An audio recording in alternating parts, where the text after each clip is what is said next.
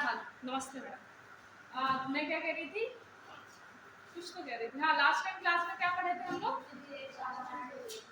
मतलब विधिकों की प्रोसेस क्या होती है। कितने चरण थे? 5 थे। हाँ, और उसके बाद दूसरा सदन, उसके बाद राष्ट्रपति। ठीक, इसमें किसी को कोई दिक्कत? आज हम क्या चलाएंगे, जो इम्पोर्टेंट है धन विधेयक और वित्त विधेयक। जब हम पढ़ेंगे ना तो उसमें अंतर करते हुए पढ़ेंगे, क्योंकि वित्त विधेयक में ऐसा कोई खास नहीं पूछता है, लेकिन जो पूछता है साधारण विधेयकों को लेकर पूछ लेगा, है ना। और दूसरा हम धन विधेयक, जो हमारे लिए इम्पोर्टेंट है।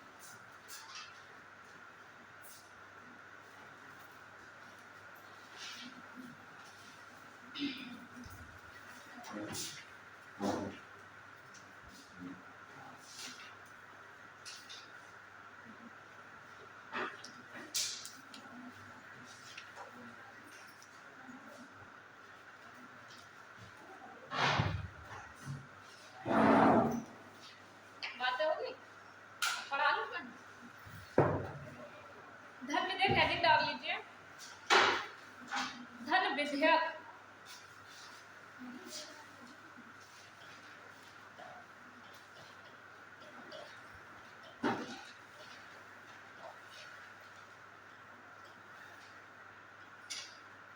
ठीक है,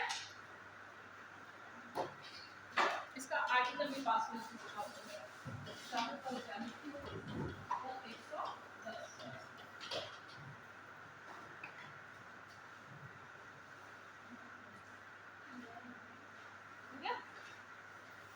पेज नहीं मिला? पेज नहीं है क्या आपकी कॉपी में? पेज ही नहीं है? किसी से ले लो भैया, पेज ले लो, 2-3 पेज होते दे दो। हमारे साथ भी ऐसा हो जाता था, आप लेके जाते थे, पेज नहीं जाते थे तो मांगते थे। कोई बहुत बड़ी बात नहीं है। धन विधेयक, ठीक है, लिखिए। ऐसा विधेयक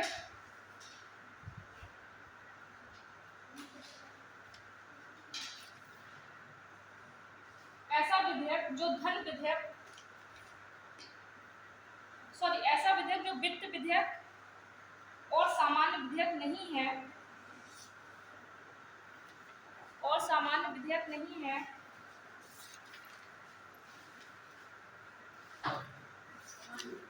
हाँ, ऐसा विधेयक जो सामान्य विधेयक या वित्त विधेयक नहीं है,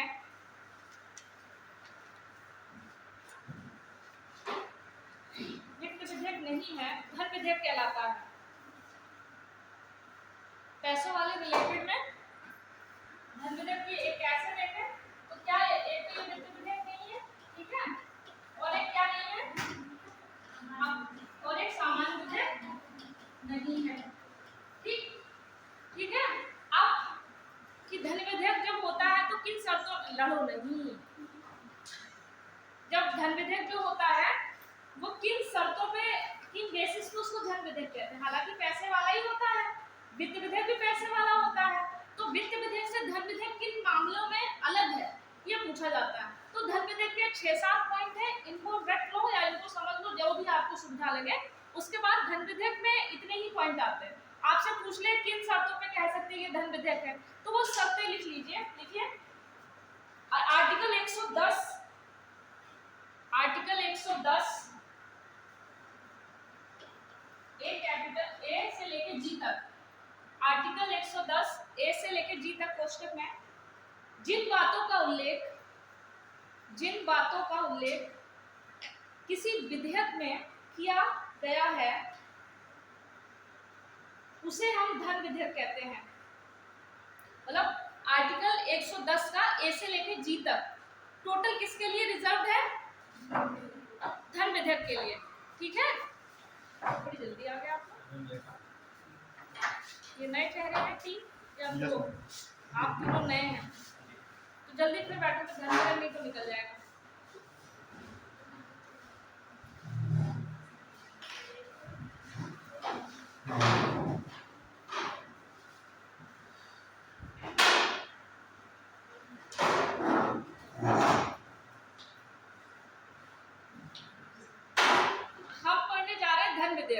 ठीक है, तो धन विधेयक हम कहते किसे हैं?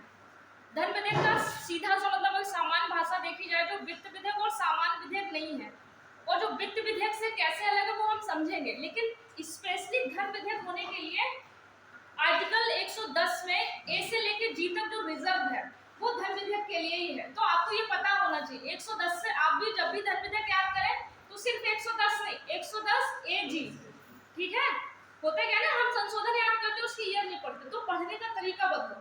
110 ए जी हमेशा पढ़ो, 110 ए जी। अब ये नहीं कि धन विधेयक है 110 में फिर कहाँ तक है ए से लेके जी तक, ऐसे नहीं, एक साथ पढ़ो 110 ए जी, ठीक है। अब किन आधारों पे ये धन विधेयक के कुछ पॉइंट्स होते हैं, कुछ बातें होती हैं, अगर ये बातें जिस विधेयक में लिखी होती हैं और इन्हीं बातों के आधार पर जो लोकसभा अध्यक्ष होते हैं वो तय करते हैं कि ये क्या है, धन विधेयक है। वरना वो कैसे जाने कि धन विधेयक है, धन विधेयक नहीं है, ठीक है। जब राज्यसभा में भी भेजना होता है धन विधेयक तो लोकसभा स्पीकर इस बात को तय करते हैं या उनका अंतिम निर्णय होता है कि ये धन विधेयक है, उसके बाद दूसरे सदन में जाता है। वरना दूसरे सदन को कैसे पता चलेगा ये क्या है। तो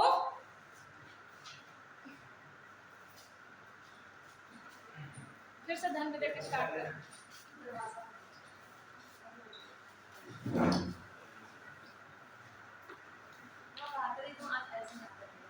बच्चे आते रहेंगे, टाइम के पंक्चुअल नहीं है, आपकी गलत बात है। इतनी बड़ी तैयारी कर रहे हैं तो हमें टाइम का पंक्चुअल होना पड़ेगा।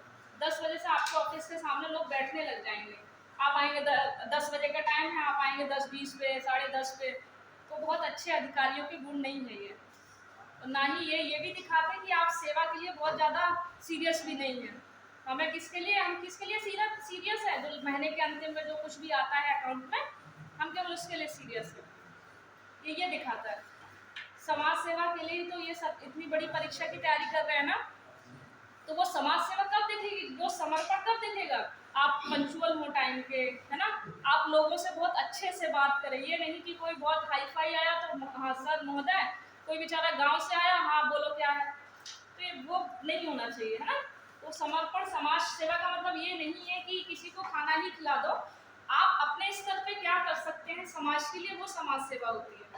हम समाज सेवा का मतलब हमेशा ये समझते हैं ना कि हम कुछ बड़ा करे जाके समाज के लिए करे जाते हैं। आप अपने स्तर से क्या कर रहे हैं समाज के लिए, आप पढ़ रहे हैं, आप एक अच्छी तैयारी कर रहे हैं, अपने समाज को बदलने के लिए तो कर रहे हैं ना, तो आपकी इस समय की समाज सेवा है ये, तो इस समाज सेवा के प्रति भी समर्पण दिखाइए, ठीक है। टाइम के पंक्चुअल रहेंगे आगे से।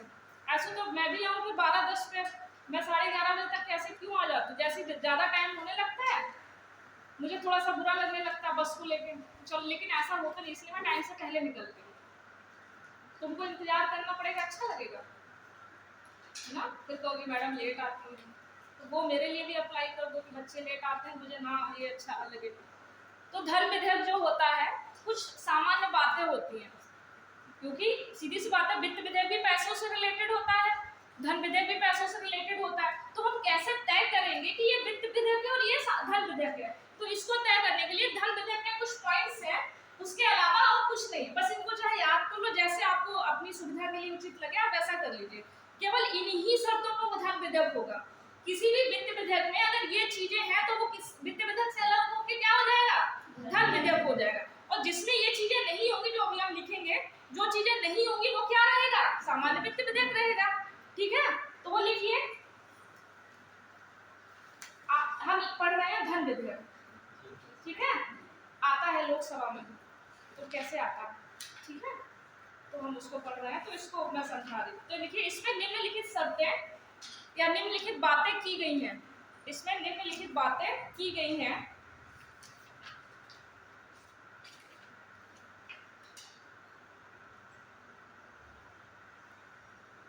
इसमें निम्नलिखित बातें की गई हैं, पॉइंट वाइज लिखते जाइए। पहला, कर लगाना और कर को विनियमित करना, कर लगाना और कर को विनियमित करना, कर लगाना और कर को विनियमित करना, मतलब कर से रिलेटेड कोई भी बात होगी, चाहे आप कर नया लगा रहे हो, चाहे पुराने करों को कुछ उसमें संशोधन कर रहे हैं, कुछ भी कर रहे हैं, तो वो एक शर्त हो गई थी। दूसरा लिखिए, भारत सरकार द्वारा धन उधार लेना, भारत सरकार द्वारा धन उधार लेना, कोष्टक में इसका आर्टिकल लिख लो, भारत सरकार किस मतलब उसके तहत उधार लेती है, ठीक है, 292, भारत सरकार द्वारा उधार लेना ठीक, क्या उधार लेना? धन। जैसे हम सरकार है, सरकारों को एज अ फैमिली समझो, पापा भी तो कभी कभी उधार लेते हैं पैसे, तो वही वाला समझो कि हाँ, अगर हम पैसे उधार ले रहे हैं तो वो भी क्या दिखा रहा है?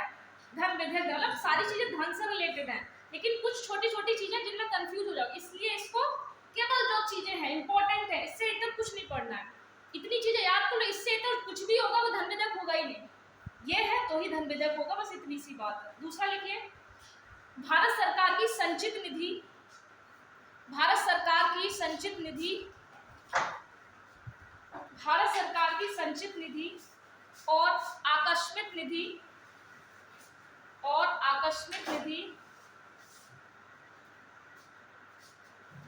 और आकस्मिक निधि से धन निकालना या जमा करना, से धन निकालना या जमा करना।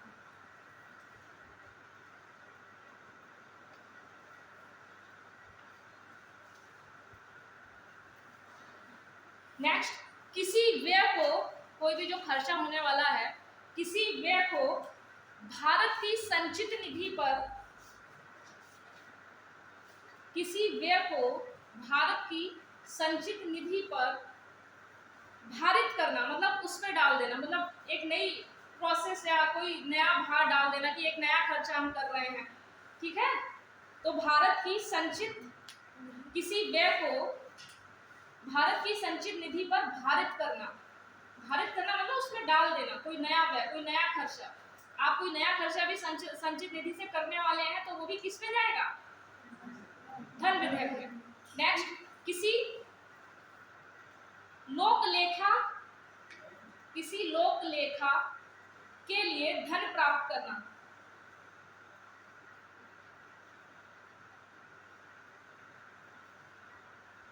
ठीक है। इसमें लिखो, नीचे लिखो, उपर्युक्त में से,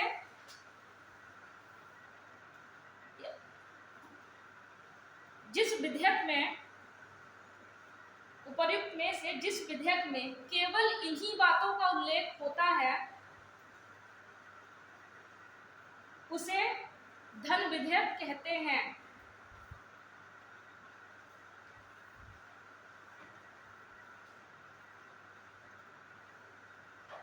ठीक है। अब चीज दिमाग में क्या बैठी? धन विधेयक, हमने नया टॉपिक में, धन विधेयक का मतलब क्या हो गया?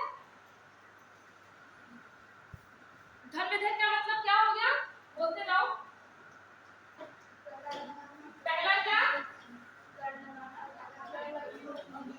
आपने कर लगा दिया कोई, ठीक है, या उसको विनियमित कर दिया। दूसरा,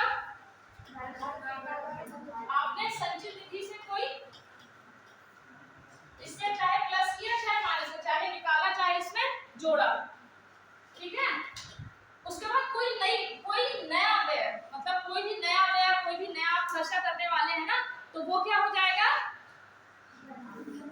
हाँ, तो वो धन विधेयक ही हो जाएगा। क्या? एक तो संचित निधि से पैसे निकालने हो चाहे जमा करने हो तो धन विधेयक। दूसरा क्या? संचित निधि का एक नया पॉइंट क्या कि कोई नया व्यय भी, कोई नया खर्चा भी अगर आपको उस पर डालना है तो भी वो किस में जाएगा? तो इन शर्तों के अलावा कुछ भी ऐसा नहीं। अगर ये शर्तें जिस भी, जैसे कैसे जानते हैं, ये शर्तें जिस विधेयक में होती हैं, जिस भी वित्त विधेयक में होती हैं, और यही शर्तें हैं जो वित्त विधेयक से धन विधेयक को क्या करती हैं? अलग करती हैं। तो ये शर्तों को दिमाग में बिठा लेना, इसके अलावा धन विधेयक का और कुछ नहीं है, ठीक है।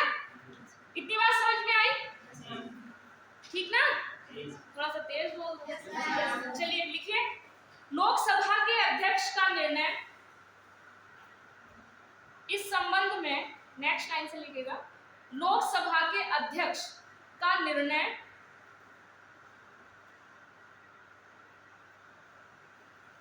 इस संबंध में अंतिम होता है, अंतिम होता है। अब ये बताओ, जैसे धन विधेयक है, अब ये आ गया है, तो जैसे संसद में किसी भी बात को लेके कभी भी, जैसे ये तो सामान्य सी बात है, लेकिन एक मैं मोटा मोटा बता रही हूँ, संसद में कुछ भी हो रहा है तो किसी भी बात के लिए कभी भी चुनौती लेके हम कहाँ नहीं जा सकते? सुप्रीम कोर्ट नहीं जा सकते, ठीक है। तो इसमें भी सीधी सी बात है, धन विधेयक को लेके ये अंतिम निर्णय है महोदय का, स्पीकर महोदय का। तो उनका अगर अंतिम निर्णय है तो उनके अंतिम निर्णय के खिलाफ आप कहाँ नहीं चले जाएंगे, नहीं जा सकते। और ऐसा है भी, जैसे आप वो जैसे राहुल गांधी पे वो आया था, उन्होंने बाहर बोला था, ऐसे ही मोदी जी ने वो सूखनखा करके किसको बोला, एक महिला को संसद में बोला था। तो उन्होंने यही तो कहा था कि हम भी इनके ऊपर FIR या जो भी है मानहानि का दावा ठोकेंगे। पर क्यों नहीं ठोक सकते, क्योंकि संसद में किसी भी बात को लेके आप कुछ भी चुनौती नहीं दे सकते। इसलिए हमने संसद को इतना फ्रैंक इसलिए बनाया कि आप कुछ भी बोलिए। हालांकि जब संविधान बना था तो सभी लोग बहुत उच्च स्तर के व्यक्ति थे, वो ये नहीं समझते थे कि आज की संविधान, आज का जो संसद है वो कुछ भी बोलने का मतलब कुछ भी बोलेगा। कुछ भी बोलने का मतलब था आप देश के हित में कुछ भी बोलेंगे, आप अपनी समस्याएं रखेंगे। लेकिन हमारे यहाँ पे क्या होता है, वीडियो में कुछ और देखा जा रहा है ना। ये कितनी शर्मनाक बात है, ये हंसने वाली बात नहीं। आप अगर ये देखेंगे, आपका देश अगर संसद चला रही है और संसद में ऐसी चीजें हो रही हैं और वो भी ऐसे पुरुष समाज ऐसी चीजें देख रहे हैं, तो क्या हो सकते हैं ऐसे लोग, और क्या ऐसे लोग महिलाओं को लेकर अच्छा सोच सकते हो? मैं तो बिल्कुल नहीं मानती। और ये आप लोगों को भी तय ही करना होगा कि हमने, कोई बाहर से तो नहीं गए, हम ही ने बिठाए हैं उन्हें, तो हमको ये तय करना पड़ेगा कि हम जब तक अवेयर नहीं होंगे तो हम धर्म जाति इन सब के नाम से हमेशा हम अलग होते रहेंगे। हम हमेशा हमको बांट के वोट वाली राजनीति की जाएगी। अगर आपको अमेरिका जैसा बनना है ना, तो अमेरिका जैसा नागरिक बनना सीखो पहले, अमेरिका ना बनने लगो, है ना। हम हमेशा कहते हैं हम जो जितनी भी बड़ी बड़ी कंट्रीज हैं उनके जैसा बनेंगे, स्पेशली अमेरिका की ही बात करते हैं। तो उसके जैसा बनने के लिए पहले हर नागरिक उसके जैसा काम तो करे। वहाँ पे महिलाओं के सम्मान की बात हो, मतलब वहाँ इतना फ्रैंक है, यहाँ पे आप भी जान रहे हो, मैं भी जान रही हूँ, हर स्थिति ऐसी है हर जगह की। तो मैं वही कह रही हूँ कि कुछ भी बोलने का मतलब, कभी भी संविधान सभा के लोगों ने ये नहीं सोचा था कि ये कुछ भी को ऐसे बोलेंगे, है ना। हम स्पीकर महोदय पे पेश फाड़ के या कर रहे हैं या कुछ भी कर रहे हैं, ये बहुत अच्छी आदत नहीं है, गाली गलौज ये सारी चीजें। बताओ, हमारी संसद ऐसी है, तो कभी आपने देखा है अमेरिका और यहाँ की संसदों में ऐसा कुछ देखा है? तो पहले हम उनके जैसे काम तो करें जो अच्छे हैं। कभी भी अगर कुछ स्पेशली लड़कियों के कपड़ों को लेकर कमेंट्स होते हैं बहुत, जो भी हैं, हमेशा बोला जाता है कि ये वेस्टर्न ने हमारी दुनिया खराब कर दी, ये वो वेस्टर्न कल्चर आ गया है। ठीक है, वो एक मान सकते हैं। अगर आपको ऐसा लगता है, कपड़ों के मैटर में भी मुझे ऐसा लगता है कि आपको इतना पता होना चाहिए हमें कहाँ क्या पहनना है। आप गोवा बीच पे जा रहे हैं, कुछ भी पहनिए, चलेगा। अब आप पिछले इलाकों में या फिर ऐसे कोचिंग के टाइम पे आप ऐसे कपड़े पहन के आ रहे हैं, तो ये शोभा नहीं देता। ये इतना हमें सेंस होना चाहिए कि हमको कहाँ क्या पहनना है, ठीक है ना। तो यही तो वेस्टर्न कल्चर का मतलब ये नहीं कि कुछ भी हम कहीं भी पहने जा रहे हैं। और सबसे बड़ी बात, हमारे यहाँ पे जब लड़कियों के रेप से संबंधित चीजें होती हैं, ऐसी चीज होती हैं, कुछ भी होता है, तो जो भद्दे जो शासन में हैं या फिर जो संसद चला रहे हैं, वो जब ऐसी बातें करते हैं कि लड़कियों ने छोटे कपड़े पहने तो इसीलिए रेप हो रहे हैं, ये गलत बात है। आपको वो मुद्दे रखने चाहिए कि अगर ऐसे हो रहे हैं, आप सोचो अगर देश में 12 बजे भी अगर कोई लड़की निकल रही है तो कैसा देश होगा? वो हमारे सपनों का भारत होगा, एग्जैक्टली वो होगा। आप ऐसे बेतुकी बातें मत कीजिए कि उसने छोटे कपड़े पहने इसलिए उसका रेप हुआ, या वो बहुत क्या कहते हैं उसे, बहुत सुंदर थी, या क्या कहते हैं उसको, बहुत उस तरीके से चल रही थी, या जो भी हो भगवान जाने, इसलिए ऐसा हुआ। तो ये सारी चीजें बेतुकी बातें हैं, हमें साइंटिफिक बातें करनी चाहिए। हमारे यहाँ की कानून व्यवस्था अच्छी नहीं है, मान लीजिए, क्या दिक्कत है? अभी कुछ जगह की अच्छी है, तो कुछ जगह की अच्छी नहीं है, तो मानने में क्या जा रहा है ना। और जहाँ अच्छी है वहाँ बात ही कुछ और है। जैसे मैं लखनऊ की बात करूँ, आप निकलिए, मैं भी कभी कभी 12-1 बजे मुझे काम पड़ जाता तो मैं निकलती हूँ, मुझे कोई डर नहीं है वहाँ, है ना। अब यहाँ की इस हिसाब से थोड़ा सा वो होगा, लेकिन मैं इतना कहती हूँ कुछ भी किया जा सकता है हमारे भारत में, अगर हम ठान लें। क्योंकि पूरे विश्व में अगर सबसे अच्छे व्यक्ति या नागरिक कहें तो सिर्फ इंडिया के लोग हैं, मैं ऐसा मानती हूँ, मुझे इसमें भी कोई दो राय नहीं है। लेकिन हमें अपनी सोच को बदलना पड़ेगा। तो हम धन विधेयक पे आ जाते हैं फिर से। ये तो हो गई छोटी छोटी मगर मोटी बातें, शक्तिमान। चलिए, लिखिए। हाँ, तो मैं कह रही थी कि ये सारी चीजें जितनी भी हैं ये क्या होंगी आपकी धन विधेयक में, और यही चीजें वित्त विधेयक से अलग करती हैं। ठीक है, तो हम कह रहे थे अंतिम निर्णय तक ही तो लिखा है ना, इसमें लिखिए फिर उसके निर्णय को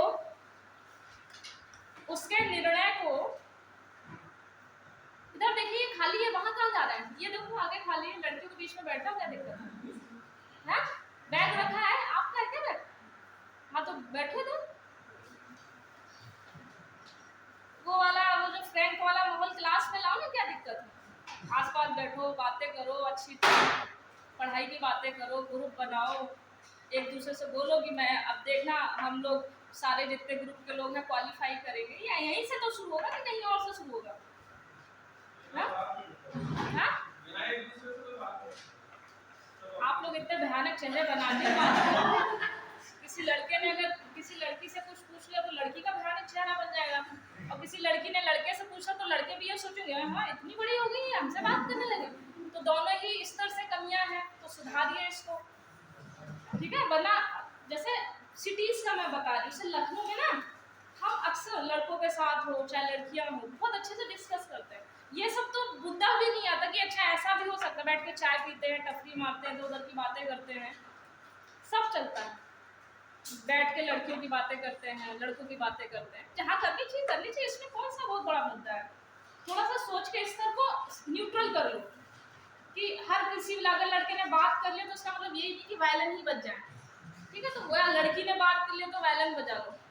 ठीक है, मतलब उस तक आओगे स्तर तक ना, तब लगेगा कि यार मैं कुछ अलग हूँ, मैं इन सब चीज़ों के लिए नहीं बना हूँ। इनकी भी एक उम्र के साथ होती है, लेकिन अभी सबसे इम्पोर्टेंट क्या है? करियर, क्योंकि करियर ही आपकी फैमिली, आपकी पीढ़ियों को सुधार सकता है। ठीक है, तो वो इस तक लेके आइए, वो वायलिन को साइड से कर दो। ठीक है, हो सकता है जब हम नया नया स्टार्ट करते हैं ना तो हमें लगे, तो इस बात को मैसेज जो ऐसा कुछ नहीं है, बार बार मैसेज जो ऐसा कुछ नहीं है, तो हम नया करेंगे। आपके पहले से वायलिन बजना कोई गलत नहीं है, देखो सीधी सी बात, लेकिन हमें ये अकल होनी चाहिए कि नहीं, अभी हम अगर हमने यहाँ से शुरुआत कर दी, अगर ऐसी कर दी तो फिर आगे बाकी लड़कियों की कहानी खत्म हो जाएगी ना, कि बाकी लड़कियां फिर बातें मतलब सबके मन में ऐसे ही चलेगा। तो इस बात को खत्म करो, बार बार मैसेज दिया करो ऐसा कुछ नहीं, तो वो फ्रैंक वाला माहौल लेके आओ साथ में। जैसे एक मैं मानती हूँ इस बात को, लड़के ज़्यादा घूमे हुए होते हैं, उनके एक्सपीरियंस बहुत अच्छे होते हैं, तुम लड़कियों से मैं कहूँगी, जैसे मेरे कुछ दोस्त हैं, जब मैं उनसे बात करती हूँ पढ़ाई को लेके या कुछ भी करेंट के टॉपिक, तो उनका नज़रिया अलग रहता है, नो डाउट, क्योंकि वो हमसे ज़्यादा घूमे हैं, सारी चीज़ें हैं। तो मतलब अगर दो लोगों से चीज़ें अच्छी मिल रही तो क्या है, और आपके जितना अच्छा भी वो नहीं सोच सकते, ये भी तय है। जो गंभीरता या जो संवेदनशीलता आपकी बातों में है, आप छुपी चीजों को भी समझ सकती हैं, वो उनके पास नहीं है। तो दोनों को एक्सचेंज करना सीखो, पढ़ाई में ये बहुत अच्छा होता है। ठीक है, चलिए, उसके निर्णय को किसी भी न्यायालय, संसद या राष्ट्रपति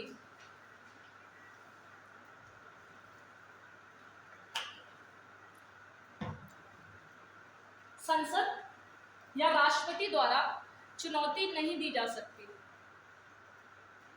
छूट गया ना आपका? अभी मैं लोकसभा धन विधेयक पढ़ा रही हूँ, तो ये शर्तें हैं, वो अभी आप किसी से देख लेना, कुछ शर्तें हैं, उन्हीं के शर्तों पे वो धन विधेयक होता है। तो अभी नीचे से लिखना स्टार्ट करो, समझ में आ जाएगा। हम धन विधेयक के बारे में पढ़ रहे हैं, इसलिए कहती हूँ टाइम का ध्यान रखा करिए। ठीक, तो थोड़ा सा टाइम लेके निकला करिए। जैसे मैं 9 बजे घर से निकलती हूँ, तब मैं टाइम से आ पाती हूँ, हालांकि 2 घंटे का रास्ता आराम से पहुँच सकते हैं, लेकिन मैं 3 घंटा लेके चलती हूँ। ठीक है, मुझे नहीं लगता आपको कोई ऐसा टीचर होगा जो इतनी खुली वे में बात करता होगा।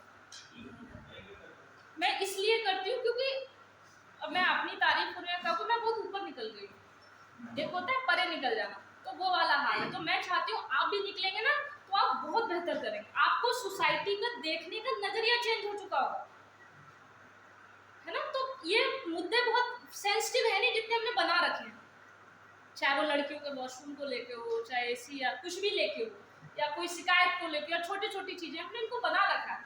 और अगर आपकी जैसे लड़कियों को मैं कह रही हूँ, अगर आपके लड़के दोस्त हैं तो लड़कों का एक ये रहता है कि हमेशा हेल्प के लिए रहते हैं। जैसे मुझे मुझे रात में कोई काम होता है, अभी एक्चुअली मेरी एक फ्रेंड थी, उसको रात में एडमिट करना पड़ा, हालांकि मैं उससे ले गई थी, 12 बजे की बात थी, फिर भी मैंने अपने दोस्त को, मतलब जूनियर को मैंने फ़ोन कर दिया तो वो तुरंत आ गया 10 मिनट में।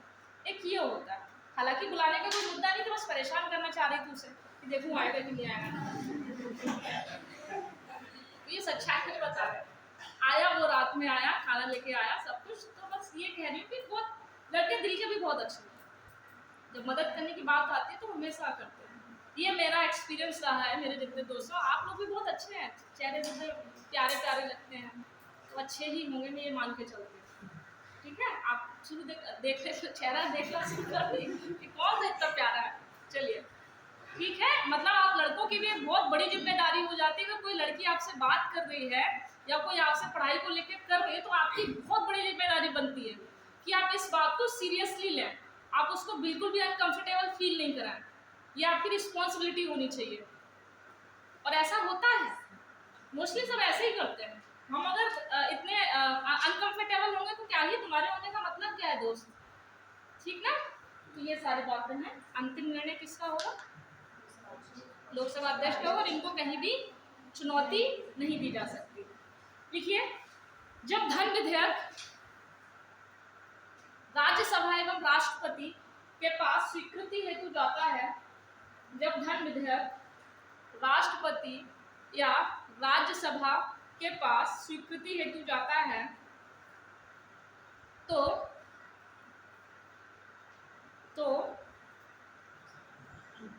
जब धन विधेयक राष्ट्रपति या राज्यसभा में स्वीकृति हेतु जाता है तो लोकसभा अध्यक्ष इसे धन विधेयक के रूप में प्रस्थांकन करते हैं या दर्शाते हैं या प्रदर्शित करते हैं। तो लोकसभा अध्यक्ष इसे धन विधेयक के रूप में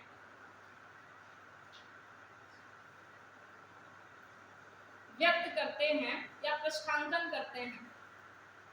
अब ऐसा तो है नहीं कि लोकसभा बैठी, कोई विधेयक आया और लोकसभा ने कह दी ये धन विधेयक है, नहीं। धन विधेयक का अंतिम निर्णय के मतलब कि धन विधेयक है या नहीं है ये कौन बताएगा? लोकसभा। लेकिन कब बताएगा? जब ये मामला विधेयक किसके पास जा रहा हो। ऐसा तो नहीं कि लोकसभा अध्यक्ष घोड़ा गया, उसने बोला यही धन विधेयक है। कुछ सिचुएशन होगी तब तो कहेगा कि ये धन विधेयक है। तो वो दो सिचुएशन है, या तो राज्यसभा के पास भेजा जाए या राष्ट्रपति के पास। तो वो ये बताते हैं धन विधेयक, तो फिर राष्ट्रपति को पता चल जाता है अच्छा ये धन विधेयक है तो मेरी कम इसमें शक्तियां हैं। ये सामान्य विधेयक मतलब राष्ट्रपति पापा सामान्य विधेयक आता है तो अपने बच्चों पे लागू करते हैं, कुछ भी वीटो सब ले आएंगे। धन विधेयक आता है, भतीजी हो गई, फिर धन विधेयक क्या हो गई? भतीजी। एक लिमिटेड शक्तियां हैं भतीजियों पे या भतीजों पे, ठीक है। समझ पा रहे हैं इस बात को? हाँ, तो साधारण विधेयक में राष्ट्रपति में ऐसा समझ लो, राष्ट्रपति महोदय पापा हो गए, साधारण विधेयक आप लोग हो गए। उनका मन करे तो हाँ कर सकते हैं, ना कर सकते हैं, कुछ भी। और भतीजियों के मैटर में क्या कहोगे? आपके पापा एक सीमित की कहेंगे, आपकी तरह नहीं हर चीज कह देंगे, ठीक है। हाँ, तो लिखिए धन विधेयक, नेक्स्ट पॉइंट से लिखिएगा, धन विधेयक केवल लोकसभा में और केवल राष्ट्रपति की सिफारिश से ही प्रस्तुत किया जा सकता है, और केवल राष्ट्रपति की सिफारिश पर ही प्रस्तुत किया जा सकता है।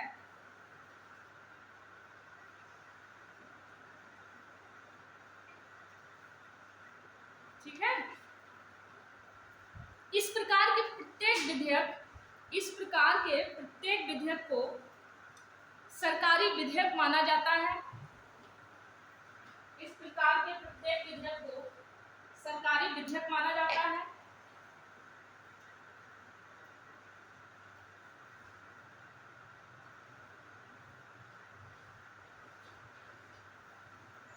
सरकारी विधेयक माना जाता है तथा इसे केवल और केवल मंत्री ही प्रस्तुत कर सकते हैं। नेक्स्ट लाइन, मंत्री ही प्रस्तुत कर सकते हैं। नेक्स्ट मंत्री ही प्रस्तुत कर सकते हैं। कहाँ छूट गया? अच्छा, मंत्री ही प्रस्तुत कर सकते हैं। नेक्स्ट है, लिखिए लोकसभा में पारित होने के उपरांत, लोकसभा में पारित होने के उपरांत जब इसे राज्यसभा में भेजा जाता है, राज्यसभा में भेजा जाता है, तो राज्यसभा के पास धन विधेयक के संबंध में सीमित शक्तियां हैं। जैसे चाचा आपके थे, लिख लो आप, सीमित शक्तियां हैं। उसके बाद आगे लिखा था, थोड़ा सा समझ लो ताकि कनेक्ट कर पाओगे। कहाँ छूटा मुझे बोलो? राज्यसभा को भेजा जाता है, तो इस संबंध में राज्यसभा की सीमित शक्तियां हैं। अब इसको थोड़ा सा कनेक्ट करने की कोशिश करते हैं। चाचा आप सभी के होंगे, नहीं है जिनके तो मान लें चाचा है हमारे। चाचा ने अपनी बिटिया के लिए लड़का देखा, ठीक? जैसे बिटिया के लिए लड़का देखा, अब लड़का, अब सीधी बात है चाचा है तो अपने बड़े भाई को बताएंगे। तो धन विधेयक ऐसा ही हो गया, बड़े भाई से केवल ये बताया जाता है कि हमने अपनी बिटिया के लिए लड़का देख लिया है।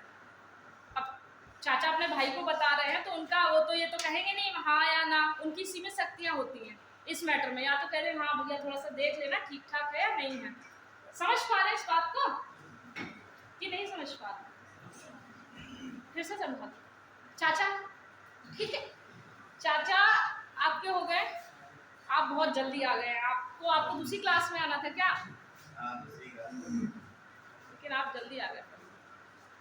चाचा जो हो गए, चाचा ने अगर अपनी बिटिया के लिए रिश्ता देखा है तो वो आपके पापा के पास केवल इतना बता देंगे कि भैया ऐसी ऐसी बात है, बिटिया के लिए लड़का देखा है।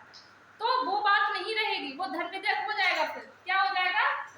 कैसे? कुछ सीमित शक्तियां होंगी। क्या सीमित शक्तियां हो जाएंगी? जैसे आपने कह दिया कि ऐसी ऐसी बात है भैया, तो भैया के पास हालांकि वो कहें तो मान भी सकते हैं और नहीं भी मान सकते। तो वो शक्तियां, जैसे अभी एक ये लोकेशन टाइप की बना दी, तो अब ये समझना जैसे जैसे हम पॉइंट लिखाएं तो अब ये समझना कि आपके पापा के पास कौन कौन सी शक्तियां हैं। आपके चाचा की बिटिया का रिश्ता बताने के लिए आपके पापा के पास आए हैं, तो कौन कौन सी शक्तियां हैं? पहला क्या होगा कि 14 दिन तक अगर पापा ने कुछ जवाब नहीं दिया तो समझेंगे पापा को पसंद है, मतलब भैया को पसंद है, ठीक? ये है। दूसरा, भैया यही कह सकते हैं कि ठीक है देख लो या मना कर लो, ठीक है, लड़का अच्छा है तो हाँ, नहीं अच्छा है तो मना। उसमें ये नहीं कह देंगे इसमें थोड़ा सा संशोधन कर दो, ठीक? सुझाव वाले आपने बात दिया तो सुझाव के मैटर में ये नहीं कि सुझाव माने ही जाए, क्योंकि बिटिया हमारी है, हमारे अपने सुझाव होंगे, तुम्हारा हम क्या करेंगे सुझाव का? तुम दे दो, वो बात तुम्हारी श्रद्धा है। इस बात को समझ पा रहे हो?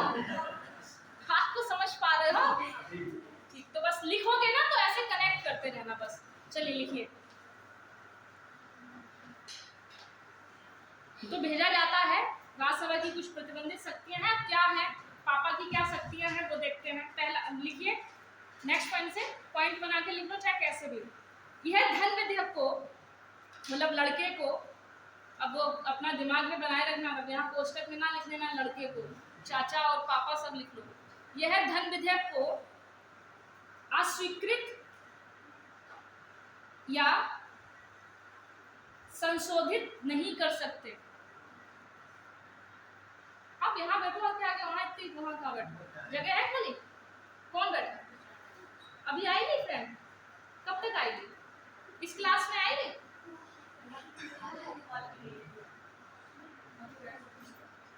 बैठो आगे, जो पहले आगे भी खाली है ना, आइए इधर आइए, आप इधर हमारे पास बैठिए। आप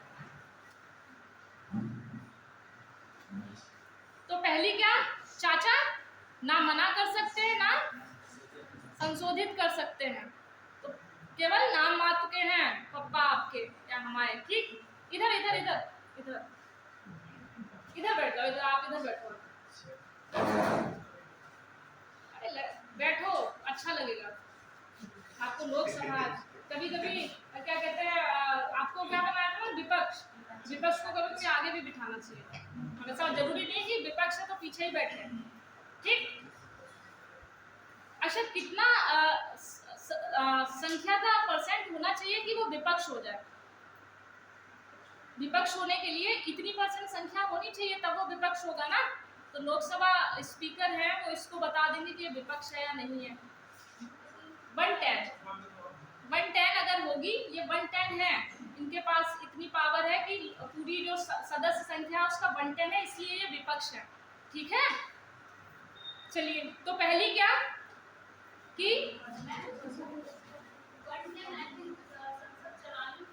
नहीं, उसके लिए भी है और उसके लिए भी, विपक्ष के लिए भी, दोनों के लिए।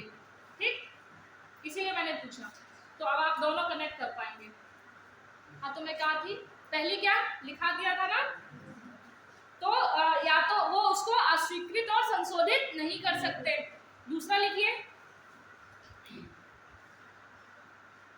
यह केवल सिफारिश कर सकते हैं, यह केवल सिफारिश कर सकते हैं। हम लोग धन विधेयक पढ़ रहे हैं, सिफारिश कर सकते हैं।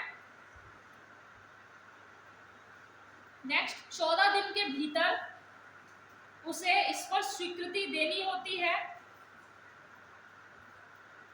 अन्यथा वह राज्यसभा द्वारा पारित समझा जाएगा। 14 दिन के अंदर पापा ने अगर कुछ नहीं बताया तो चाचा समझेंगे कि भैया राजी हैं। 14 दिन के भीतर उसे स्वीकृति देनी होती है, 14 दिन के भीतर राज्यसभा को स्वीकृति देनी होती है, अन्यथा वह राज्यसभा द्वारा पारित समझा जाएगा। नोट करके लिखो, राज्यसभा द्वारा पारित समझा जाएगा। नोट करके लिखो, लोकसभा के लिए यह आवश्यक बिल्कुल नहीं है, लोकसभा के लिए यह आवश्यक बिल्कुल नहीं है कि वह राज्यसभा की सिफारिशों को माने, कि वह राज्यसभा की सिफारिशों को माने।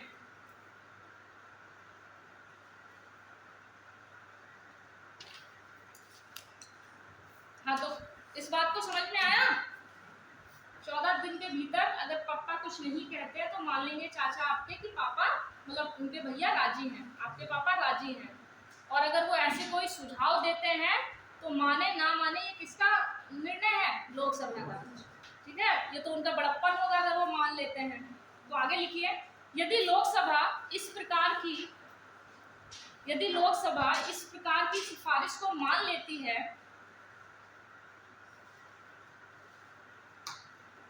क्योंकि सिफारिश की है, यदि लोकसभा मान लेती है तो इस संशोधित विधेयक को दोनों सदनों द्वारा पारित समझा जाएगा। तो मान लेती है तो इस संशोधित विधेयक को दोनों सदनों द्वारा पारित समझा जाएगा।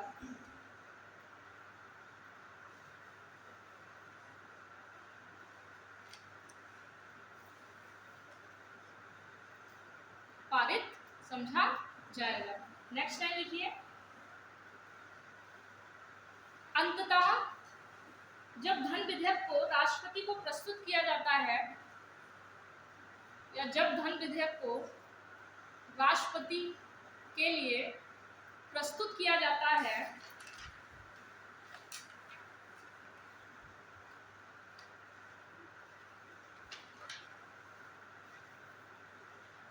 तो वह इस पर अपनी स्वीकृति दे देता है।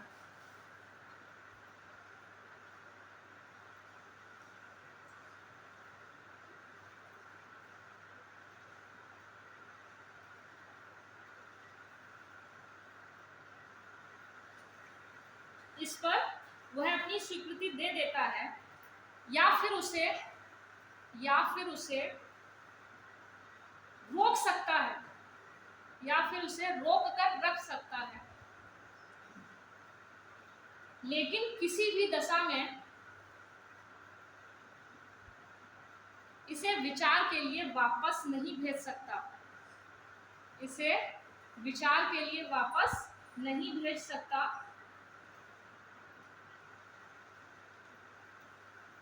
सामान्यतः लोकसभा में, नेक्स्ट पैरा से लिखे, सामान्यतः लोकसभा में धन विधेयक को प्रस्तुत करने से पहले, सामान्यतः लोकसभा में धन विधेयक को प्रस्तुत करने से पहले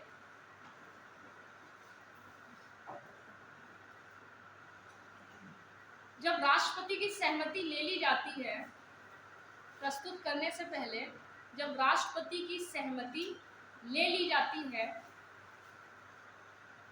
तो यह माना जाता है कि राष्ट्रपति इससे सहमत है, तो राष्ट्रपति इससे सहमत है तथा वे इस पे सहमति दे भी सकते हैं,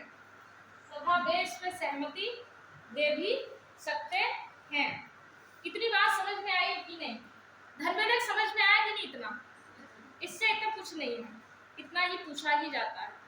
और इससे बाहर अगर इससे बाहर पढ़ने की कोशिश करोगे तो तुम एग्जाम से बाहर होने वाले काम करोगे।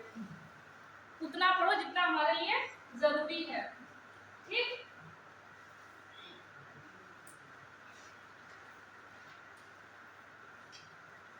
ठीक ना? क्या आप घर से समझा दो? अब एक ही बात को इतना ना समझो कि मैं भी बोर हो जाऊं। समझ में आया कि नहीं? एक बार मैं बताऊं, एक बार बोलो, आया नहीं? आगे बढ़ूं?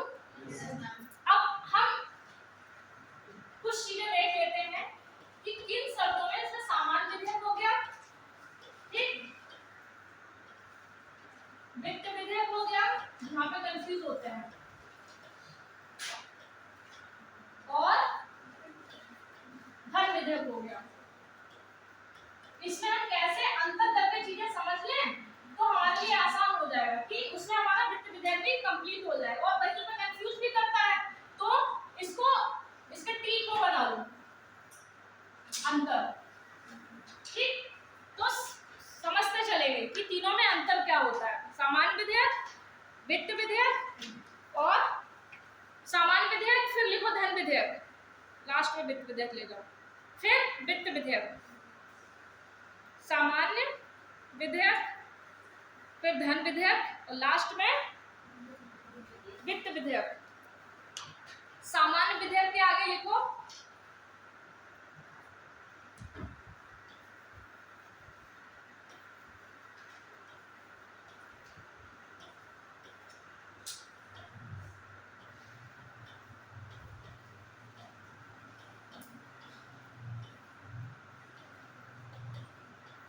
ठीक है। तो पहला जो पॉइंट है ऐसे करके हम लिखते चलेंगे। पहला लिखो, आर्टिकल की बात कर लेते हैं। सामान्य विधेयक का आर्टिकल है 107 107 अनुच्छेद 107। धन विधेयक का पता है 110 ए से लेके जी तक। वित्त विधेयक 112 से लेके 117 तक। 112/117 लिख लो, 112/117। दूसरा लिखिए, अब नेक्स्ट पॉइंट लिखिए फिर से। इसे संसद के किसी भी सदन में पेश किया जा सकता है, ये हम जानते हैं।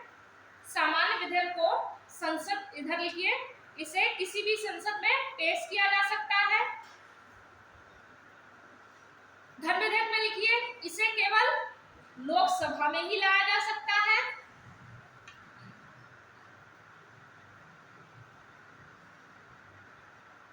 वित्त विधेयक में लिखिए, इसे भी सबसे पहले लोकसभा में ही लाया जाता है।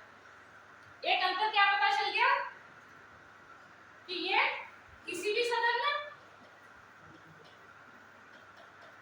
इधर क्या पता चल गया, केवल लोकसभा में। और सेम वित्त विधेयक के भी साथ यही है कंडीशन। एक क्लियर हुआ कॉन्सेप्ट, ठीक? दूसरा लिखिए, इधर लिखिए, सामान्य विधेयक में सदन में पेश करने से पहले राष्ट्रपति से अनुमति लेना आवश्यक नहीं होता। सदन में सामान्य विधेयक के मैटर में हमें राष्ट्रपति से पूर्व अनुमति नहीं लेनी पड़ती है विधेयक को पेश करने से पहले। तो लिखिए, इसे संसद में पेश करने से पहले राष्ट्रपति से अनुमति लेना आवश्यक नहीं है।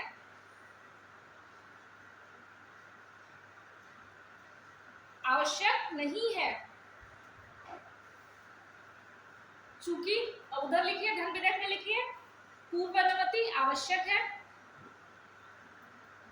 इसे पेश करने से पूर्व राष्ट्रपति की पूर्व अनुमति आवश्यक है,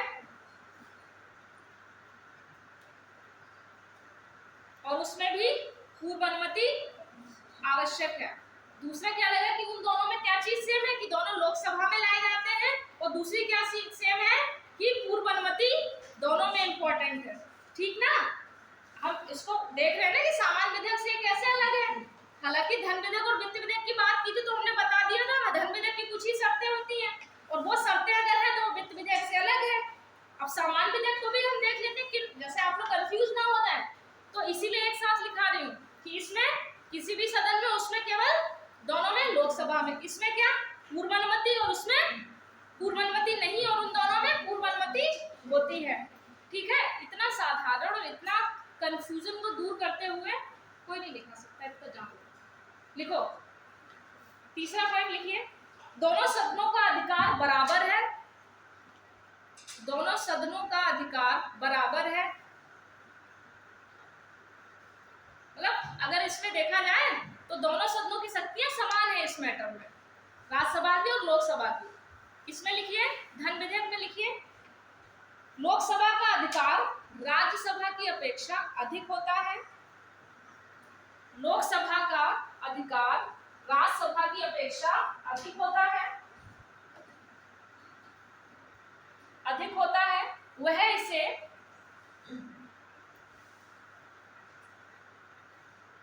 क्योंकि वह इसे केवल 14 दिन तक ही रोक सकता है, क्योंकि वह इसे केवल 14 दिन तक ही रोक के रख सकता है। सीधी सी बात है ना। उसमें लिखिए, दोनों सदनों का बराबर अधिकार। वित्त विधेयक के मैटर में इसमें एक चीज अलग क्या हो गई कि इसमें केवल 14 दिन और इसमें सेम। ठीक, दोनों सदनों की समान शक्तियां हैं। कहाँ छूट गया? हाँ, पेन बंद हो गया है या दूं? ए भाई, इनको कोई पेन दो नीला।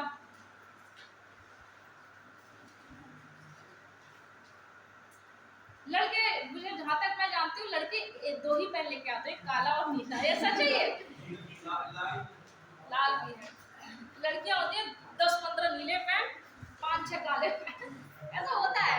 इसमें कोई अलग नहीं, सबका अपना अपना कैरेक्टर होता है। मैं कहती हूँ, मैं छोटी छोटी चीजें ऑब्जर्व करती हूँ, और ये है। और लड़कों का तो कहो एक पेन में सब काम चलाते हैं। ठीक, तो मैं क्या कह रही थी, इसलिए मैंने लड़कों से नहीं कहा पेन हो तो दे दो, मुझे पता था इधर ही से मिलने वाला है। तो मैं क्या कह रही थी, समान होता है, इसमें 14 दिन तक रोक सकती है, और इन दोनों मैटर में दोनों का बराबर होता है।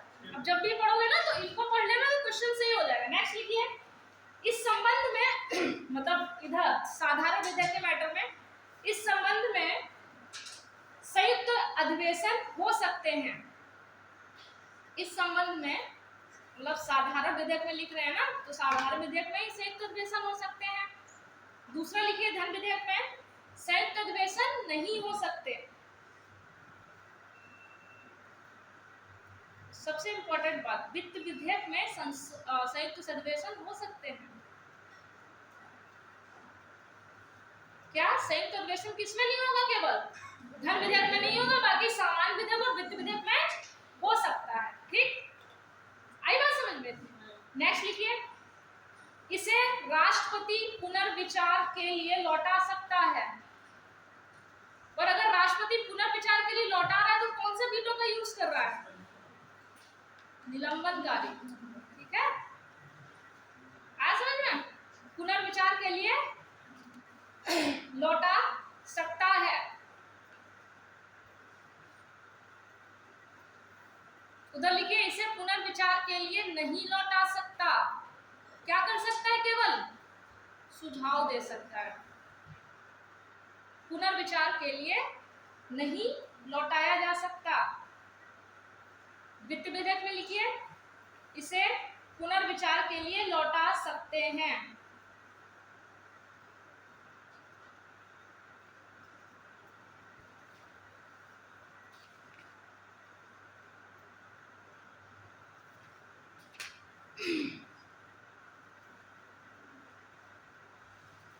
ठीक है, इतनी बात समझ में आई? चलिए अब थोड़ा सा एक देख लेते हैं, मतलब आप लोग कभी कभी सरकारी विधेयक और गैर सरकारी विधेयक क्या होते हैं, ये अलग से लिख लो। सरकारी विधेयक, हेडिंग डाल लो सरकारी विधेयक।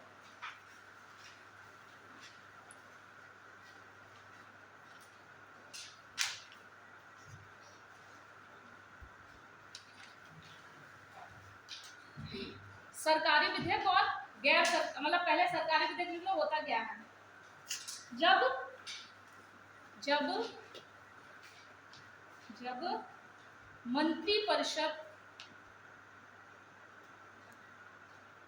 मंत्रिपरिषद के किसी सदस्य द्वारा, मंत्रिपरिषद का मतलब जितने मंत्री हैं, इसका मतलब मंत्रिपरिषद में वही तो होते हैं। हाँ, जब मंत्रिपरिषद के किसी सदस्य द्वारा अर्थात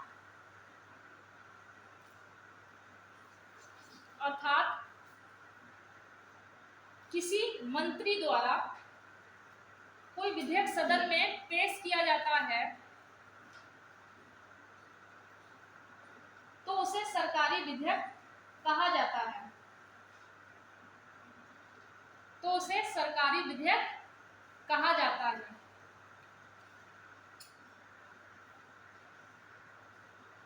सरल शब्दों में इसे किसी न किसी, सरल शब्दों में डैश करके लिखो, इसे किसी न किसी मंत्री द्वारा ही प्रस्तुत किया जाता है। तो धन विधेयक जो होगा तो सरकारी विधेयक सरकारी मतलब विधेयक होगा या गैर सरकारी विधेयक होगा? क्यों? मंत्री लेके आते हैं, ठीक है, इतनी सी बात। दूसरा लिखिए गैर सरकारी विधेयक।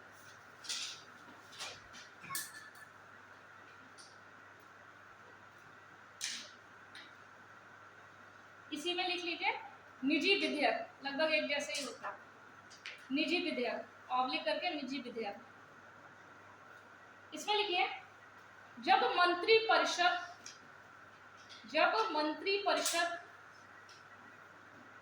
के किसी सदस्य के अलावा, जब मंत्रिपरिषद के किसी सदस्य के अलावा सत्ता पक्ष, चाहे वो सत्ता पक्ष भले क्यों ना हो, लेकिन वो अगर मंत्रिपरिषद में नहीं है तो भी वो कौन होगा? गैर सरकारी विधेयक ही होगा उसका। सत्ता पक्ष कौमा विपक्ष कौमा मनोनीत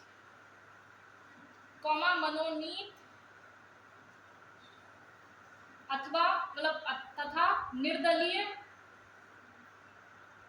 निर्दलीय कोई भी सदस्य विधेयक पेश करता है, कोई भी सदस्य विधेयक पेश करता है तो ऐसे विधेयक को गैर सरकारी विधेयक कहते हैं।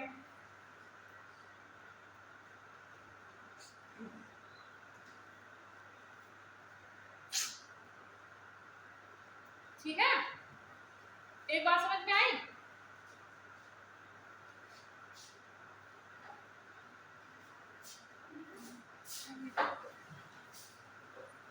आप थोड़ी जल्दी हो जाओ तो ठीक रहता। यही तुम्हारी सहेली की बात हो रही थी। तुम्हारी सहेली ने देखो सीट बचा के रखी तुम्हारे लिए, बैठने नहीं दिया किसी को। ऐसी सहेलियां भगवान सबको दे, ठीक है। निकालो जल्दी निकालो, धन विधेयक पढ़ रहे हैं। हालांकि ऐसे लिखा है कि पढ़ोगे ना तो भी समझ में आ जाएगा। कम ऑन जल्दी निकालो शक्तिमान, लिखो, ठीक है। जैसे धन विधेयक खत्म हो गया, उसमें जो अलग मुद्दा चल रहा है सरकारी विधेयक और गैर सरकारी विधेयक।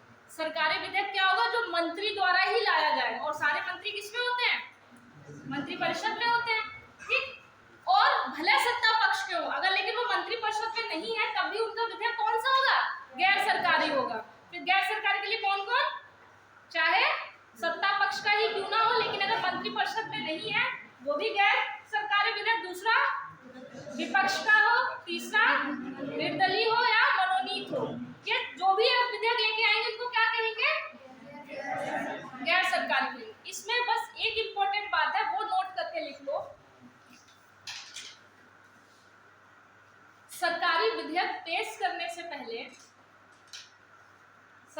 विधेयक पेश करने से पहले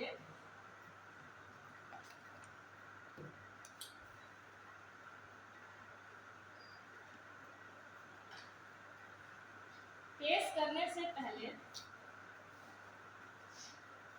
7 दिनों का नोटिस देना होता है।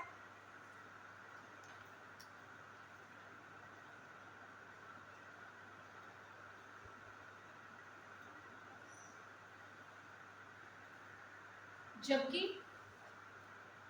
गैर सरकारी विधेयक पेश करने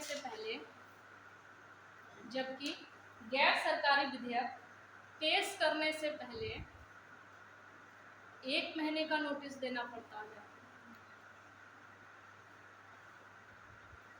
तो सरकार में रहने का अपना मजा, बहुत सारी प्राथमिकताएं मिल जाती हैं।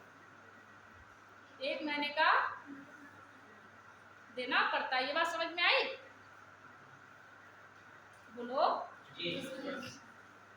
अच्छा, अब कुछ फैक्ट वाली चीजें लिख लीजिए, नोट करके या पॉइंट करके लिखते जाइए। 12 दिसंबर 2014 को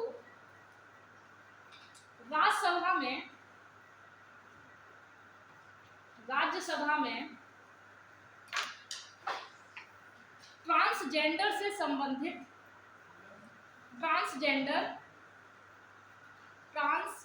से संबंधित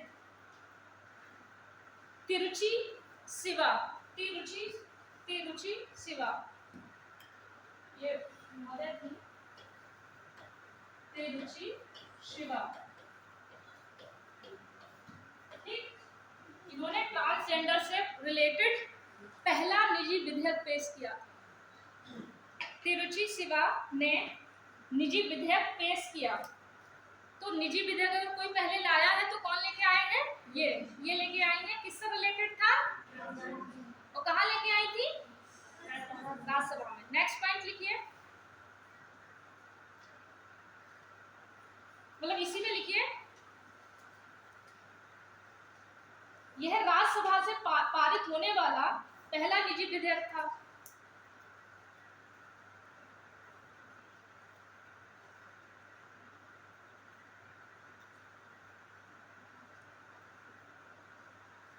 पहला निजी विधेयक था। नेक्स्ट पॉइंट,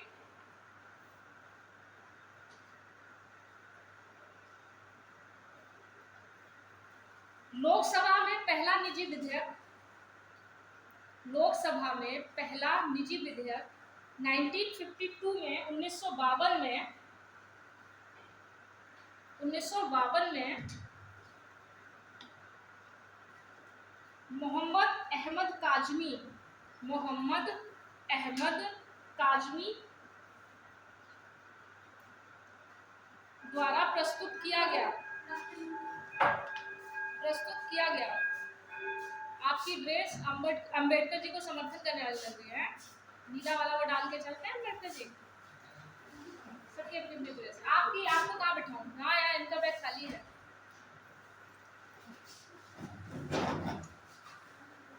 मुझे व्हाइट कपड़े पहनने में बड़ा मजा आता था। जब मैं मैं जब स्कूल में पढ़ती थी तो हमेशा अपने स्कूल की नंबर 1 रहती थी। तो वाइट ड्रेस पहनने का अलग, क्योंकि सबकी नॉर्मल ड्रेस होती थी, हम वाइट ड्रेस वाले अलग से पहचाने, एक वो भी मिल जाता था।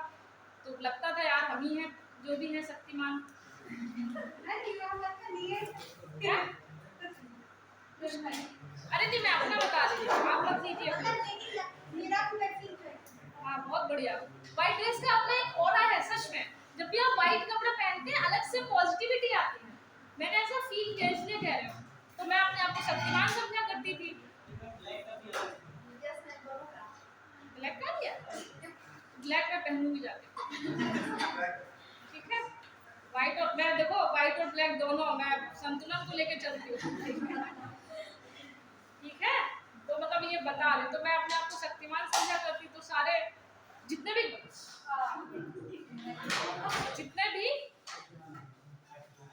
शक्तिमान आ गया। ए भाई, गेट खोल दो जरा।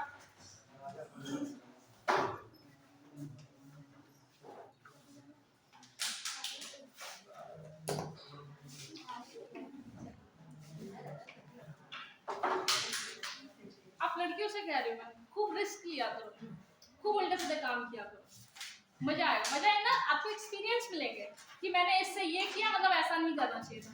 मैंने अपने टाइम पे जब मैं छोटी हुआ करती तब मैं इतने बवाल करती थी, तो बहुत उधर मचाती थी मतलब। और मैं अभी जब हॉस्टल्स में आई थी, यूपी में एक ही हॉस्टल है सिविल सर्विसेज के लिए, गवर्नमेंट का सोशल वेलफेयर चलाता है, जैसे आपका भागीदारी है ना, वैसे एक गर्ल्स के लिए है यूपी में एक ही, आदर्श पूर्व परीक्षा प्रशिक्षण केंद्र, ठीक है। तो उसमें मैं 6 रैंक लेके आई थी उस समय। तो क्या था मैं, हाँ उसमें भी मैं बहुत भ्रष्टाचारी रही अच्छा वाला भ्रष्टाचारी रही हूँ। तो अपने स्तर पे मैं जितना मजे से रह सकती हूँ, मैं उस समय अपने हॉस्टल की, उस समय मैं प्रेसिडेंट हुआ करती थी, मुझे बहुमत मिला था अपने टाइम पे। केवल मैंने एक भाषण दिया था कि कैसे मैं हॉस्टल को चलाऊंगी या कैसे रन कराऊंगी, तो मैं अब तक की सबसे बेस्ट प्रेसिडेंट रही हूँ। आप आज भी सब मुझे बहुत याद करते हैं। तो बहुत वो किया करती थी, अगर जैसे समोसा मिलता है तो जैसे सबको एक एक दो दो मिलता था, मैं पूरी डलिया रखवाया करती थी अपने पास। और हम ग्रुप में सब रहते थे, मेरी यूनिटी का हमेशा रहता, मैं कभी अकेले आपको नहीं मिलूंगी, मेरा यूनिटी के लिए मैं जानी जाती हूँ। मैं अगर एक बार अपने दोस्तों के साथ हूँ, फिर कुछ भी हो जाए, किसी भी हद तक जाना पड़े, मैं साथ नहीं छोड़ती। तो यही होता है, दोस्ती का मतलब ही यही होता है। तो एक बार डलिया में हम समोसा रखे थे, सब दोस्त बैठे थे पूरा मैस में आराम से गप्पे मार रहे थे, डिप्टी डायरेक्टर आ गई वहाँ पे, सुनीता यादव जी। तो अब आगे उन्होंने पकड़ लिया, वो जानती थी मैं बहुत नालायक हूँ, इसलिए उन्होंने जानबूझ से मुझसे कुछ क्वेश्चन किए, मैं नहीं बता पाई। उतनी देर में पूरी भीड़ लग गई, सब हॉस्टल वाले खुश हो गए, आज तो दिशा गई, दिशा तो दिशा है। तो जैसे भीड़ लग गई, मैं धीरे से निकल गई, तब तक मैडम इधर उधर बिजी हुई। मैंने कहा डलिया रखी रहना, निकलो, नहीं तो निकाल दिए जाओगे फालतू में। तो डलिया छोड़ के निकल गई। पहले मैं जो हमारी जो मैडम हुआ करती थी, उनकी नजर में बहुत नालायक टाइप की लड़की थी। उसके बाद जब हॉस्टल छोड़ते छोड़ते उनका सबसे बेस्ट स्टूडेंट बन के बाहर निकला, और सब मुझे उनके लिए ही नाम से जानते हैं। अगर सुनीता यादव की कोई बेस्ट स्टूडेंट रहा है तो वो दिशा है। तो मतलब ये होता है कि आपको पता होना चाहिए आप गलत नहीं है फिर, है ना। आप मस्ती अपनी जगह होती है, मस्ती का मतलब ये नहीं है, लेकिन मैं पढ़ने में भी अच्छी थी, ठीक ही ठाक थी, अच्छी थी, अब सीधी सी बात है। तो सारी चीज़ों का ना अपना एक वो होता है, जहाँ आपको अपना 100% देना वहाँ दो। और मैं अपने आदर्श में बहुत ज़्यादा क्लासे भी नहीं लेती थी। एक दो टीचर्स थे, उनसे तो मैंने मुंह पे बोला था, सर मुझे आपका समझ में नहीं आता, तो वो मुझे बिल्कुल पसंद नहीं करते थे। उन्होंने मेरे कॉपी पर पता क्या लिखा था, उन्होंने मेरे कॉपी पे लिखा था कि आपके पढ़ने का कोई फायदा नहीं है, आप पढ़ाई त्याग दें। मैं भी ज़रा किसी को भाव नहीं देती थी, ठीक है तुमने बोला क्या मुझे मतलब, क्योंकि मुझे पता होना चाहिए कौन कह रहा है, मुझे पता है मैं क्या पढ़ रही हूँ क्या नहीं पढ़ रही हूँ। आप मुझे ऐसी क्लास में बैठा दें जिसमें मुझे कुछ समझ में नहीं आ रहा है, आप भले कितने भी नॉलेजेबल हो, वो मैटर नहीं करता। आपके पास जितना ज्ञान है आपने उसको प्रेजेंट कैसे किया वो मैटर करता है। हालांकि वहाँ के जितने भी टीचर हैं वो बहुत लेवल के हुआ करते थे, अभी तो थोड़ा सा गड़बड़ हो गया है, क्योंकि पहले बहुत लेवल के टीचर रहते थे। तो वहाँ के जितने भी अच्छे टीचर थे, जैसे गोपाल जी तिवारी हो गए, ज्योग्राफी पढ़ाते थे, उनकी भी मैं बेस्ट स्टूडेंट हूँ। निधि टंडन मैम जी हैं जो हिंदी पढ़ाती थी, संस्कृत भी पढ़ाती हूँ, उनकी भी सबसे बेस्ट स्टूडेंट रही हूँ। मतलब ये होना चाहिए कि आप अगर कुछ करो तो दिखना चाहिए, वो केवल बातों में नहीं होना चाहिए, हर चीज में आपका परफॉर्मेंस ऐसा ही होना चाहिए। मेरे टाइम पे कभी ऐसा नहीं रहा, उन्होंने अगर कुछ भी सोचा, उन्होंने कुछ भी सोचा तो मैं उसको अप्लाई कर देती थी, मेरी यही रहता था, हाँ मतलब करना है बात खत्म, मैं इससे ज़्यादा सोचती भी नहीं। मैं ये नहीं सोचती कि इसके पक्ष क्या होंगे विपक्ष क्या होंगे, अगर मुझे पता है ये काम अच्छा है, उसके बाद मुझे पता है इसके पॉजिटिव रिजल्ट आने वाले हैं, तो फिर मैं उसको काम को कर लेती हूँ। आदर्श की रूपरेखा अगर किसी ने बदली है तो वो मैं और मेरा ग्रुप था, तो सब मुझे इसलिए जानते हैं वहाँ पे।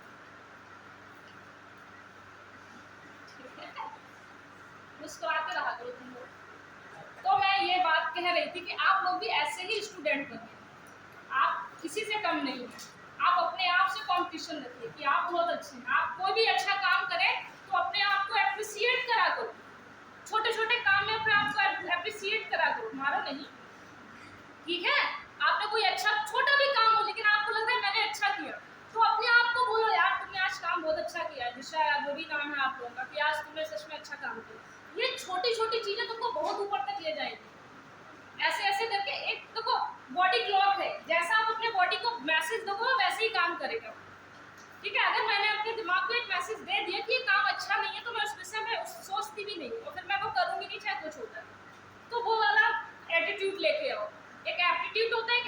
होता है, ठीक है।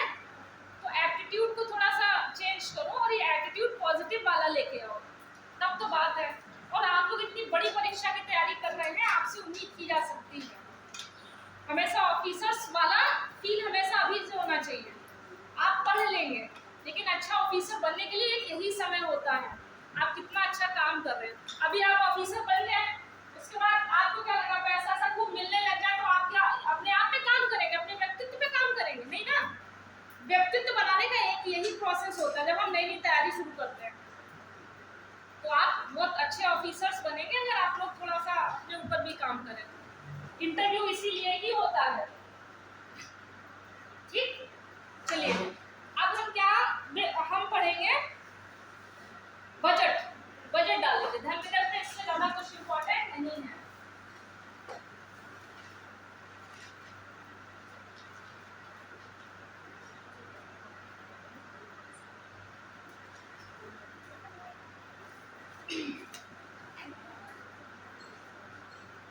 बजट डालिए, हेडिंग लिखिए।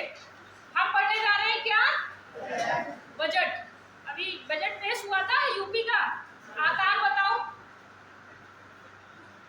क्वेश्चन आने वाला है पीसीएस में, यूपी के बजट का आकार। मेरे मुंह की तरफ क्या देख रहे हो, याद दिमाग दौड़ाओ अपना, क्या है? कितना नंबर? तुम लोग कैसे तैयारी कर रहे हो? 5.90 लाख करोड़। करंट यूपी का करंट तो बहुत इंपॉर्टेंट है। यूपी का करंट मतलब यूपी से, अब यूपी स्पेशल पेपर जुड़ गया है तो ये बहुत हेल्प करेगा। अगर हमसे यूपी से रिलेटेड आ जाए, यूपी के बारे में आप मतलब बताइए या कुछ उसकी विकास पे चर्चा कीजिए, तो आप कह सकते हैं ये अब तक का सबसे बड़ा बजट था, बोल सकते हैं ना। ये भारत के बजट को ये अमृतकाल का सबसे, मतलब आपको पता होना चाहिए हमको लिखना कैसे। मैं इसलिए कहती हूँ बार बार प्रेजेंटेशन में काम किया करो। एक किसी ने बोल दिया आपसे किसी ने नाम पूछा, आपने बोल दिया ये फलाना, उसी को किसी व्यक्ति ने बहुत अच्छे से बताया, बात तो वही थी, बताया उसमें भी नाम है, बताया आपने भी नाम है।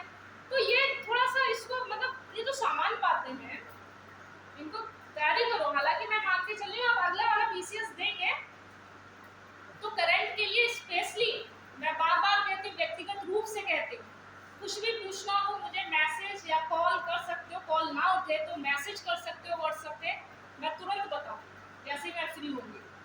और उतना कर लिया तो उससे क्वेश्चन बाहर नहीं जाएगा।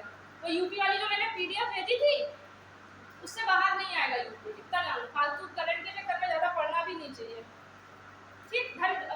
बजट लिखिए, बड़ी बड़ी हेडिंग डालिए बजट। और मैं एक बार फिर कह रही हूँ, एग्जाम निकालना बहुत आसान है, बस उसके हिसाब से चलो। अगर 10 जगह परेशान होगे तो परेशान होके रह जाओगे। लिमिटेड सब्जेक्ट है, पढ़ो आगे बढ़ो। प्री निकला, मेंस में काम करो, ठीक है। मेंस के बाद इंटरव्यू पे काम करो, उसके बाद बस सिलेक्शन ले लो। कुछ नहीं है एग्जाम, वक्त लग सकता है, लेकिन जितना वक्त लगेगा आप उसमें परिपक्व होंगे कि नहीं अच्छा मैंने इसमें ये गलतियां की या इसमें ये गलतियां थी, ठीक है। जैसे मुझे ऐसा लगता है मैंने अपने मेंस में बहुत ज्यादा, मैं बताऊं मैंने अगर गलती अगर की, हालांकि मुझे इंटरव्यू कॉल आया है तो ये बहुत बड़ी बात होती है।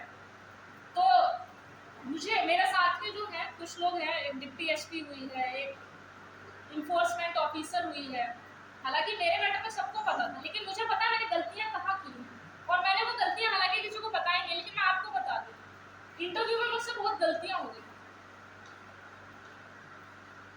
तो इंटरव्यू में बहुत ज्यादा, इंटरव्यू के चक्कर में पढ़ने की बजाय उस समय भी पढ़ना। अगर मैंने ज्योग्राफी पढ़ा होता इधर उधर डेमो देने की बजाय, अगर ज्योग्राफी पे ध्यान दिया होता तो शायद मैं अच्छा कर जाता।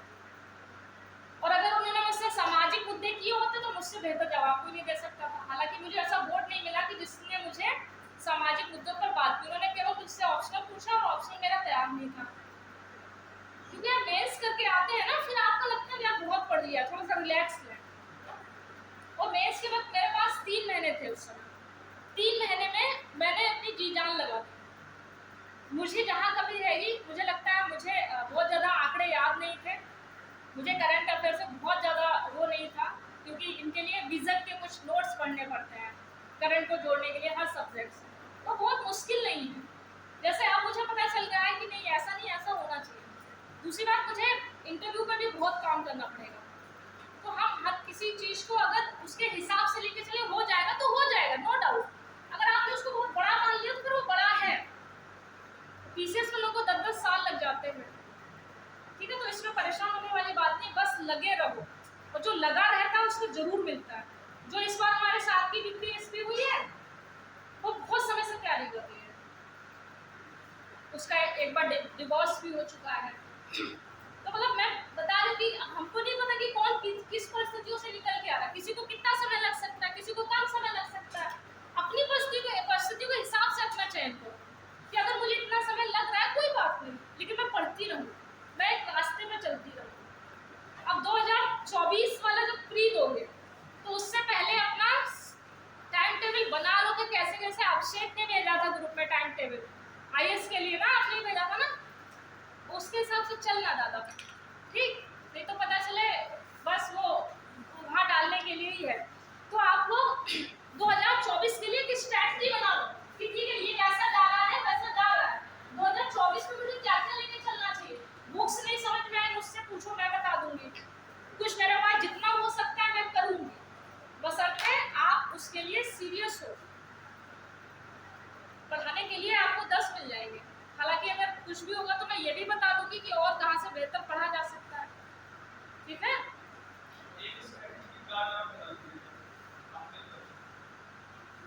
स्ट्रैटेजी प्लान कौन कौन 24 में देने वाला है स्ट्रैटेजी, हाथ खड़ा करो। और 23 में,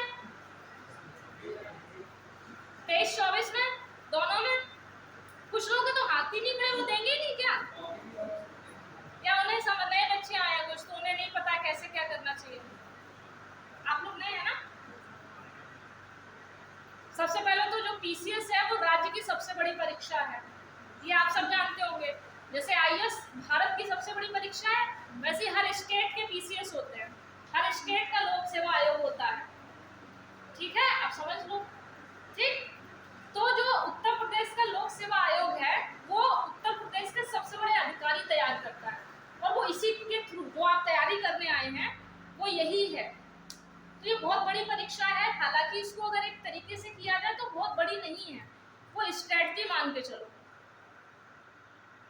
जैसे आप लोग सबसे पहले तो अपना टाइम टेबल बनाए कि आप लोग कितना पढ़ सकते हैं। आपकी लाइफ जैसे कोई भाई देखो, आप लोगों के अपने अपने काम होंगे, किसी के पास 4 ही घंटे होंगे, किसी के पास 5 घंटे होंगे, किसी के पास पूरा दिन होगा। कभी भी टाइम टेबल किसी को देख के तो ना बनाना, अपनी क्षमताओं के हिसाब से बनाना, और अपने आप में शर्मिंदा भी कभी मत होना कि मैं केवल 2 घंटे पढ़ पाया, कोई बात नहीं, सबकी अपनी अपनी क्षमताएं हैं। उस 2 घंटे से कोशिश करना आगे करने की। जैसे आप लोग हमेशा देखते होंगे सब कहते हैं 14-15 घंटे पढ़ाई करती थी मैं, करता था मैं, नो डाउट करते हैं, मुझे भी 14-15 घंटे से हो जाते हैं लाइब्रेरी में, कोई बात नहीं, वो अलग मुद्दा है, धीरे धीरे बढ़ाया तो जा सकता है ना अभी, है ना सर। गुड आफ्टरनून सर, ठीक है, इस बात को समझे कि नहीं समझे। तो आप अपने टाइम टेबल को, मैं इसलिए बार बार कहती हूँ कि अपना टाइम टेबल बना लो, ठीक है ना, अपने हिसाब से। अगर आपको लग रहा है कि इतना हो सकता है तो इतना, नहीं तो इतना, समझ पाए। तो मैं, हालांकि किस किस के टाइम टेबल बने हैं ये बताओ। एक आपका, आप हमको भेज देते हैं, 2 3 स्ट्रैटेजी आपने एग्जाम की भेजी थी, 2 तरीके की हैं, देखो एक तो स्ट्रैटेजी हो जाएगी और एक आपका टाइम टेबल हो जाएगा, और एक आपका टाइम टेबल हो जाएगा। इस स्ट्रैटेजी का मतलब है कि आपको कौन कौन सी चीजें पढ़नी है, ये स्ट्रैटेजी ये है। टाइम टेबल क्या है कि आपको सुबह से रात तक आपको शेड्यूल क्या रहेगा इसके हिसाब से, तो पहले इसको अच्छा करो। टाइम टेबल बहुत बड़ा मुद्दा नहीं है, स्ट्रैटेजी तो नहीं होगी कि मुझे इस समय कितना पढ़ना चाहिए, क्या क्या पढ़ना चाहिए, कौन से सब्जेक्ट पढ़ने चाहिए, तब तक नहीं कुछ होगा, आप पढ़ते रहेंगे ऐसे। तो थोड़ा सा स्ट्रैटेजी पे बहुत काम करो, बहुत मतलब जितना काम कर सकते हो अभी स्ट्रैटेजी पे करो। अभी टाइम टेबल ना भी बनाओ चलेगा, लेकिन पहले स्ट्रेटजी बनाओ और फिर मुझे दिखाओ, फिर मैं बताऊंगी कहाँ दिक्कत है। ठीक है, तो ये काम आपका रहेगा। ठीक, चलिए अब स्टार्ट कीजिए। बजट हेडिंग डाल ली? क्या ब्रेक था? ब्रेक अभी है 15 मिनट। लिखिए बजट, लिखिए, लिखिए साइड से लिखिए। अनुच्छेद 109 से लेके 117, 109 से लेके 117। फिर लिखिए इसमें बजट शब्द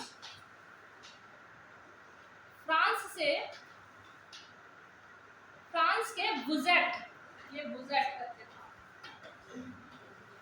बुजेट, फ्रांस के बुजेट से लिया गया है, जिसका अर्थ होता है चमड़े का थैला। तो आपसे ये पूछे बजट शब्द पहले कहाँ से आया है, क्या था उसका शाब्दिक अर्थ, यही पूछे गए हैं क्वेश्चन। ठीक है, तो फ्रांस का शब्द था बुजेट, उससे लिया गया और उसका शाब्दिक अर्थ क्या होता है? चमड़े का थैला। तो बजट को चमड़े के थैले में रख के लाए थे, इसलिए ऐसा कुछ कहते हैं। नेक्स्ट लिखिए, नेक्स्ट पॉइंट, इतिहास में पहली बार बजट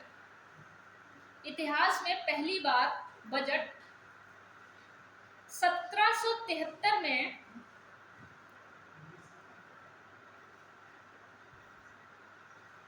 1773 में रॉबर्ट वॉलपोल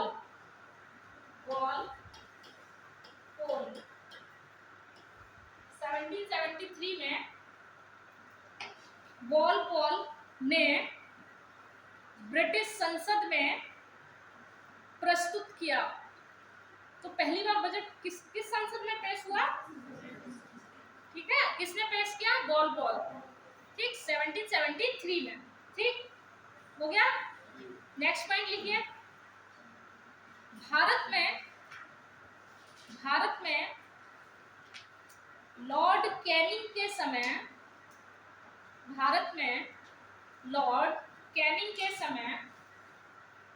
18 फरवरी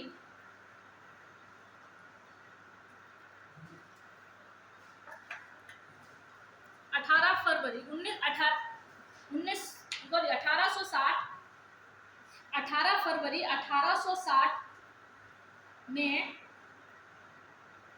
पहली बार जेम्स विल्सन द्वारा प्रस्तुत किया गया। अगर भारत में देखा जाए तो जेम्स विल्सन ने किया था, किसके टाइम पे? कैनिंग के टाइम पे। और वैसे ओवरऑल देखा जाए तो किसने?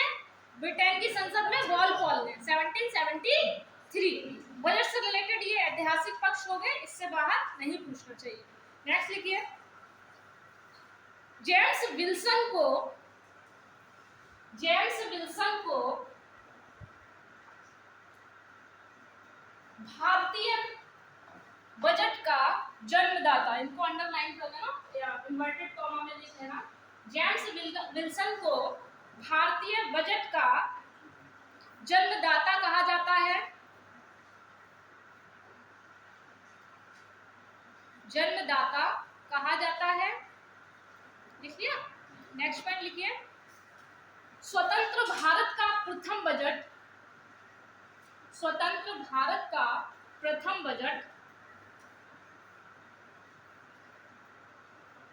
आर के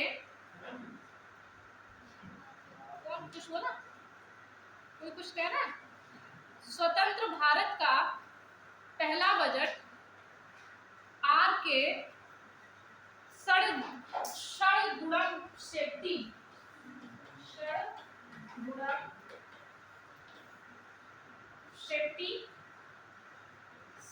या चेट्टी कहीं कहीं लिखा है, षड़गुणम चेट्टी, दक्षिण के थे इसलिए एट्टी चेट्टी ये सब लगाते हैं, इसलिए इतना नाम भी कठिन है इनका, है सुब्रमण्यम, भयानक नाम कोई डर जाए। दक्षिण के नाम कभी कभी होता है क्वेश्चन में, पता है जब क्वेश्चन आप पढ़ रहे होते हैं कभी कभी आंसर ऐसे भी निकाला जाता है और अक्सर ठीक हो जाते हैं। तो जैसे इतने सारे विकल्प दिए गए हैं और उसने ऐसा कुछ पूछ लिया तो आप विकल्पों के तह पे जाने की कोशिश करो और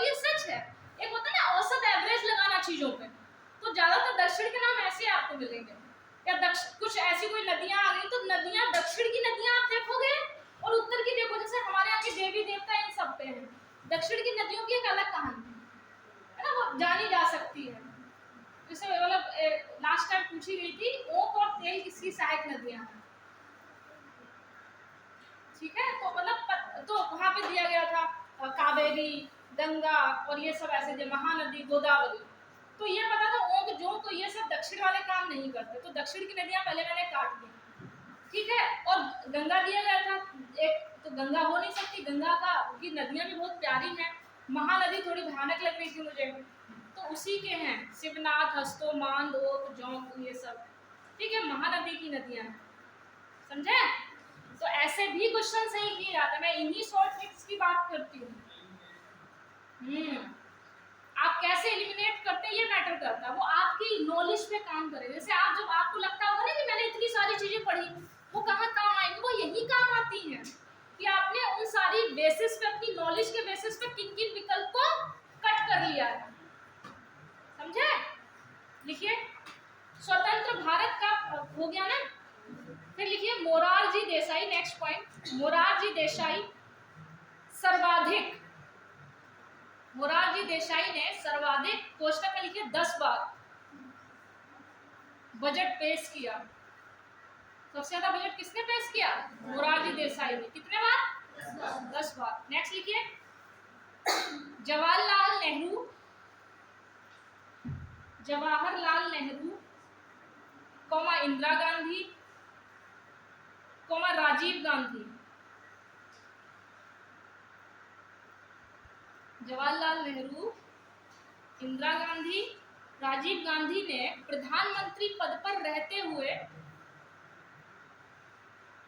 प्रधानमंत्री पद पर रहते हुए बजट पेश किया।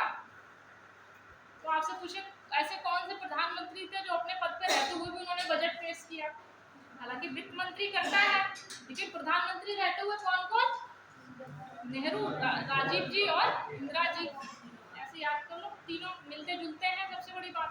नेक्स्ट लिखिए, केसी नियोगी, नेक्स्ट पर केसी नियोगी, के सी नियोगी ऐसे वित्त मंत्री थे, या ऐसे वित्त मंत्री हैं, केसी नियोगी ऐसे वित्त मंत्री थे जिन्होंने बजट पेश ही नहीं किया, वित्त मंत्री होने के बावजूद भी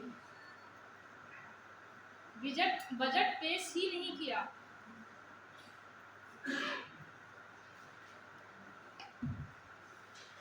हेडिंग डालिए, बजट का अर्थ। बजट का मतलब क्या होता है? बजट का अर्थ,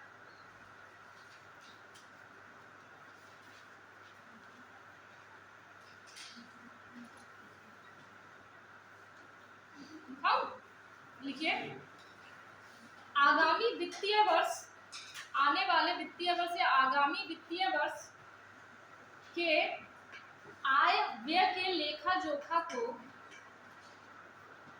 आगामी वित्तीय वर्ष के आय व्यय के लेखा जोखा को बजट की संज्ञा दी गई है।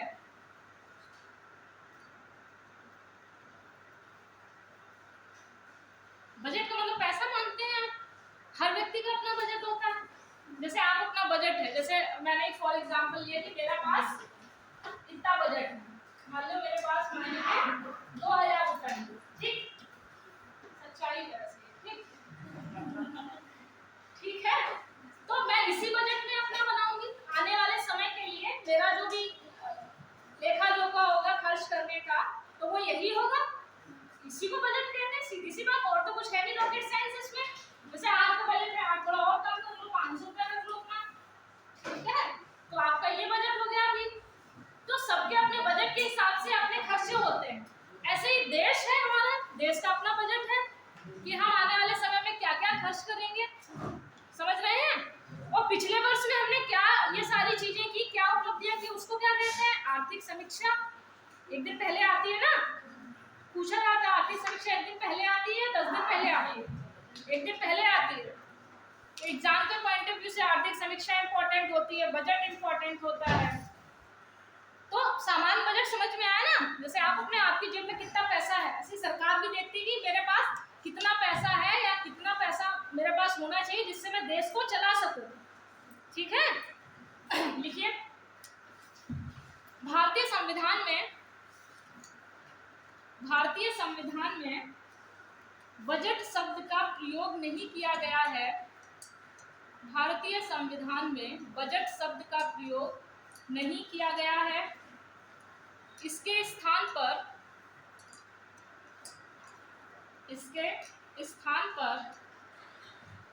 अनुच्छेद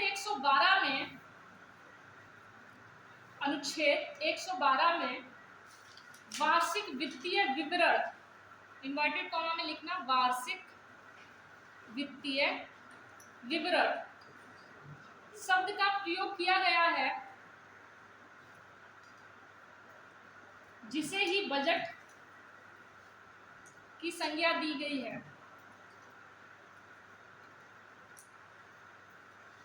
ठीक है, क्या कि हमारे यहाँ पे जैसे हम नॉर्मल भाषा में बजट कहते हैं, लेकिन भारतीय संविधान में क्या यूज हुआ है, वर्ष का वित्तीय विवरण, मतलब वार्षिक वित्तीय विवरण। बजट शब्द का कहीं यूज नहीं हुआ है। हम सामान्य बोलचाल की भाषा में बजट का यूज करते हैं। ठीक है, समझ पाए इस बात को? लिखिए बजट के प्रकार। बजट के प्रकार, देखिए बजट दो प्रकार का होता है। बजट दो प्रकार का होता है। पहला सामान्य बजट, दूसरा रेल बजट। सामान्य बजट, दूसरा रेल बजट। इसके आगे की चर्चा आप लोग ब्रेक ले लीजिए उसके बाद। ठीक है, चलिए आपको ब्रेक ले लीजिए, खाना ना खाना हो तो खा लीजिए। रेल बजट तो अभी